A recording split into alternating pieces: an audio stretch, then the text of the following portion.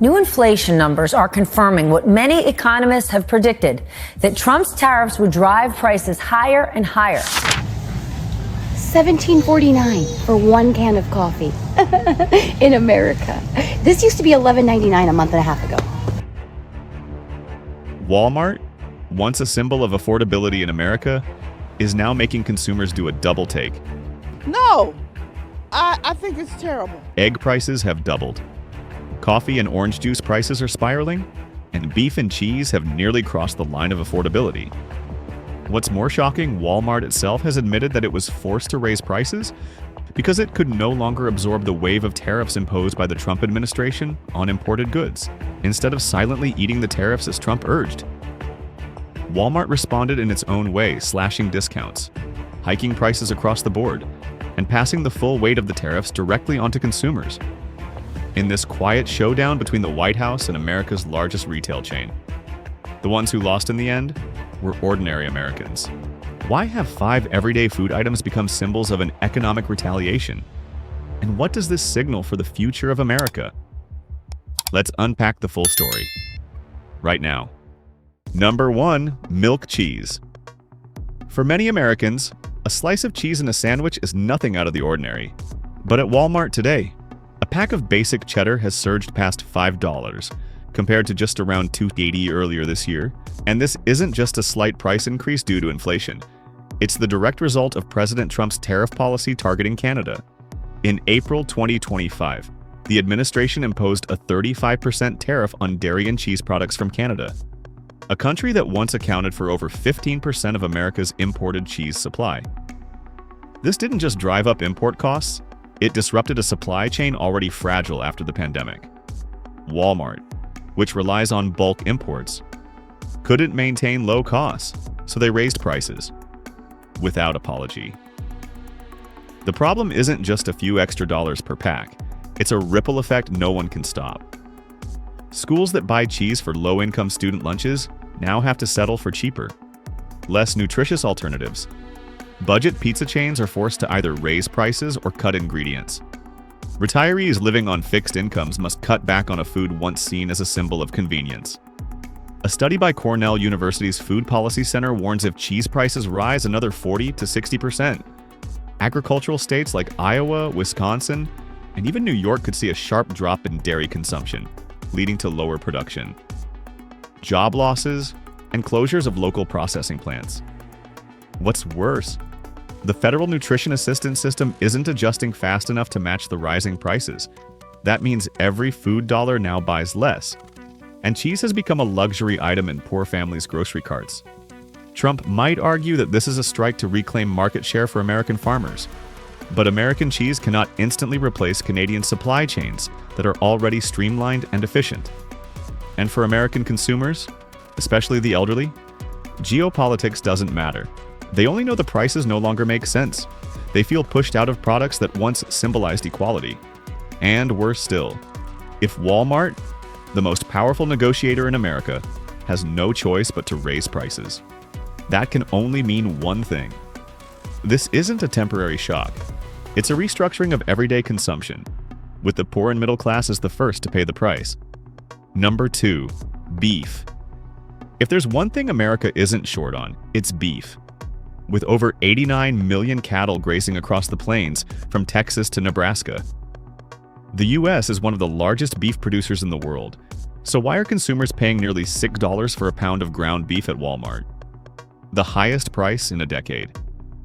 The answer lies in the perfect storm of supply chain disruption, tariffs, and a protectionist policy that may sound patriotic, but is making the poor pay the price, literally. In the first quarter of 2025, President Trump issued a tariff order on imported beef from Brazil and Canada, 2 strategic suppliers that helped meet domestic demand during shortages.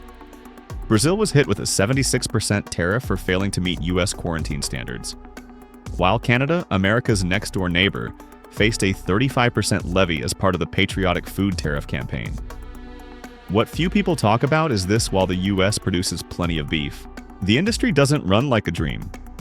Slaughterhouses are concentrated in just a few states, heavily dependent on immigrant labor and long-haul transport, both vulnerable to rising fuel. Labor, and insurance costs. Meanwhile, American cattle, though abundant, still need time to reach full weight when supply can't meet demand. The fastest solution is imports. That's why Brazilian and Canadian beef used to flow into the supply chain, helping stabilize prices.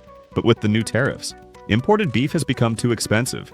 Retailers like Walmart are forced to switch to domestic sources, already stretched thin, or turn to far-off countries like Australia or Argentina, where shipping costs are much higher. The result, ground beef prices jumped over 23% in just 5 months. Premium cuts, like steak or ribeye, surged as much as 35%, forcing many families to cut back entirely or switch to cheaper substitutes like sausage or frozen deli meats. It sounds like a paradox. America is drowning in beef, yet its people are eating less of it.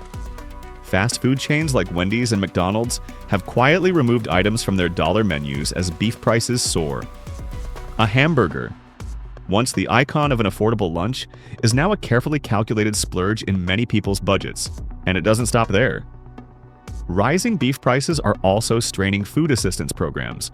According to analysis from the Urban Institute, if food prices rise another 20%, nearly 4 million more elderly Americans could lose access to fresh meat. In today's assistance system, beef is quickly becoming a luxury item for many low-income families.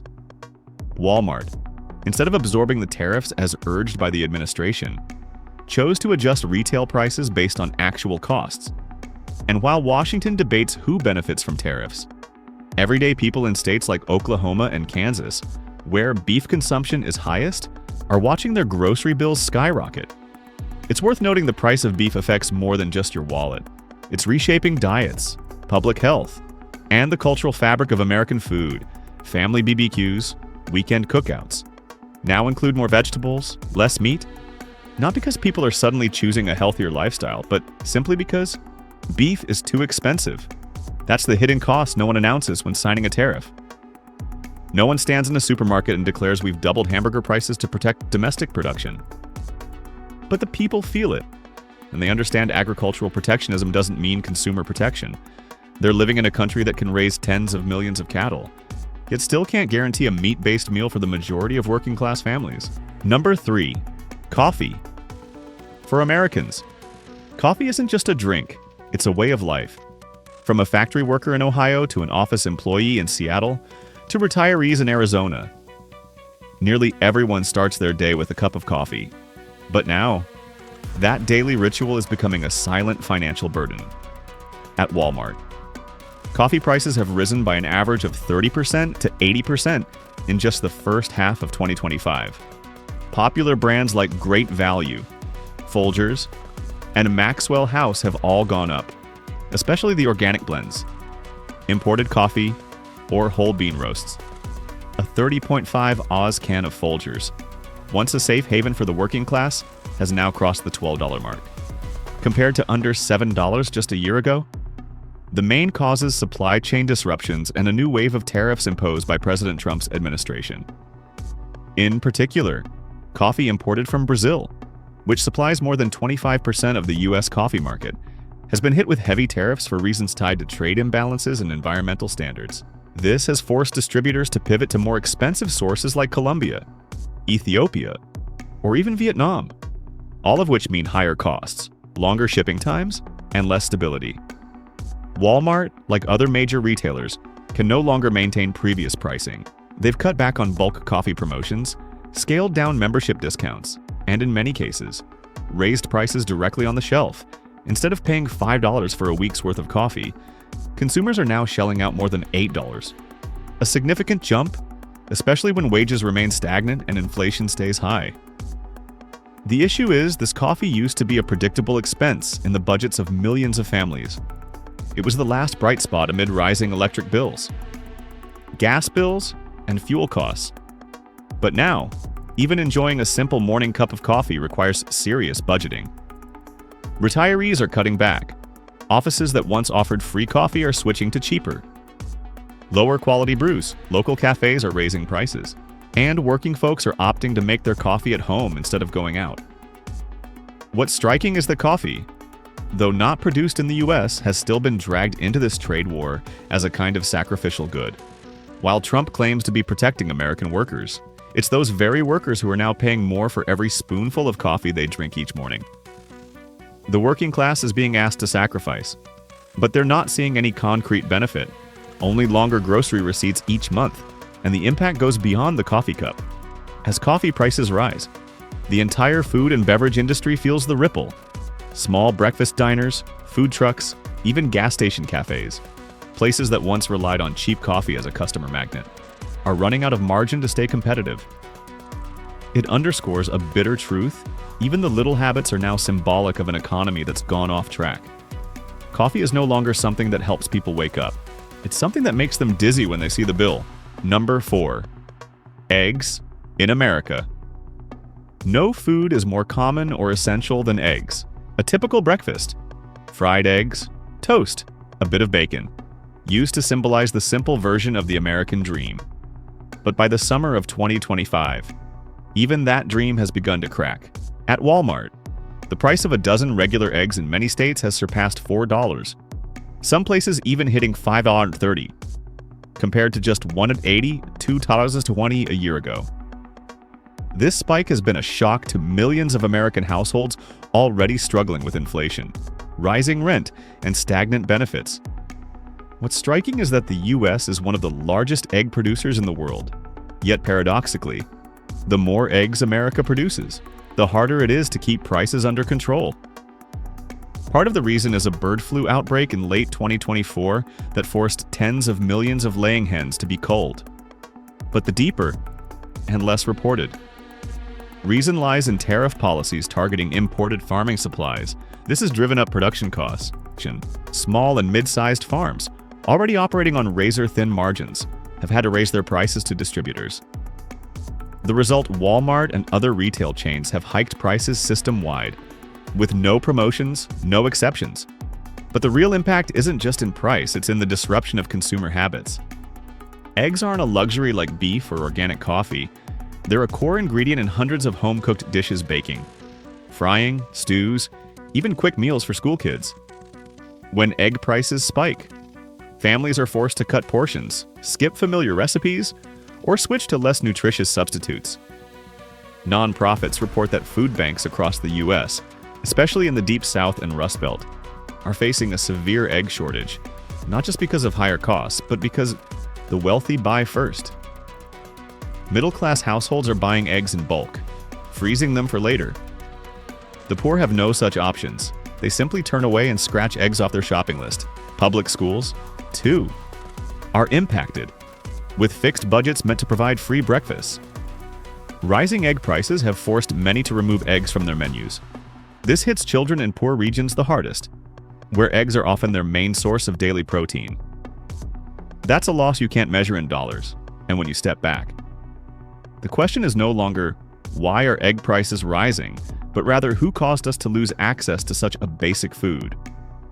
Trump may claim he's revitalizing American agriculture, but in states like Iowa, Arkansas, and Kentucky, America's top egg producers, farmers are juggling debts, consumers are tightening their belts, and Walmart is simply passing the burden on to the public. This kind of protectionism isn't saving anyone, it's shattering the foundation of everyday consumption. Number 5. Orange juice. Since the beginning of 2025, the price of regular orange juice has surged by an average of 60 to 90% across many states. Products like unsweetened orange juice, pure juice, or the 100% real orange varieties have all been marked up, while promotional combo deals have all but disappeared. Part of the reason stems from climate change. Florida's orange yield has dropped nearly 30% due to the greening disease and erratic weather. But the real blow came from a newly enacted import tariff policy approved by President Trump, targeting oranges and orange-based products from Brazil and Mexico, two countries that used to supply over 40% of processed orange content for the U.S. market. When companies like Tropicana and Minute Maid could no longer source enough domestic supply, they were forced to import at a higher cost due to tariffs. Walmart and other major distributors did not absorb these costs. Instead, they raised retail prices, slashed discounts, and just like that, a glass of orange juice became a purchase to reconsider. For older consumers, those who grew up with the slogan, "Orange juice is America's nutrition." This shift is hard to accept. They're not just losing a habit, but also a piece of cultural identity, something that once made the American breakfast stand apart from the rest of the world. No one says it out loud, but the ripple effects are quietly spreading. Lower consumption leads to fewer orders for domestic farms, job losses in processing plants, and declining sales for the beverage industry. And that entire chain reaction, started by a single tariff decision, was framed as a move to protect domestic production, from a slice of cheese to an egg, to a morning glass of orange juice. Americans are now paying more for the simplest things, but behind these price tags lies a policy system working against their interests. When tariffs are imposed in the name of protecting America, it's the middle-class Americans who bear the burden first, quietly, helplessly. Walmart didn't create the price crisis. They're simply the clearest mirror reflecting the failures from the top levels of government. And when giant corporations start fighting back against policy by shifting costs onto consumers, it signals something deeper. The American working class is gradually losing control over their own lives. This video does not promote division within the United States or encourage segregation. All content is presented for the purpose of exploration, analysis, and fostering discussion based on current events, public sentiment, and social trends. We fully respect the United States Constitution and all federal regulations. If today's analysis made you think, drop a comment so we can keep the conversations going. And don't forget to like, subscribe, and hit the bell so you will never miss our next independent deep dive.